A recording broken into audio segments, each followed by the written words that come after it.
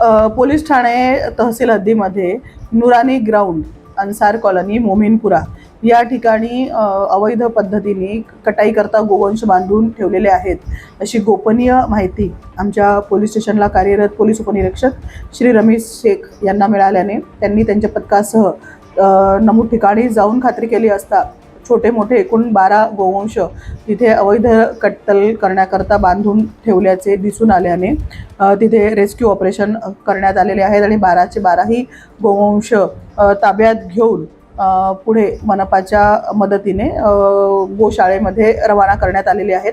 यामध्ये आरोपी असलम कुरेशी उर्फ डॉक्टर कुरेशी राहणार ख्वाजा पटेल ठिया, गार्डलाईन, मोमीनपुरा ह्याचे गोवंश असल्याचे, तसेच बिलाल अन्सारी राहणार मोमीनपुरा ह्याचे गोवंश असल्याचे निष्पन्न झालेले आहे। त्यापैकी बिलाल अन्सारी ह्याला अटक करण्यात आलेली आहे।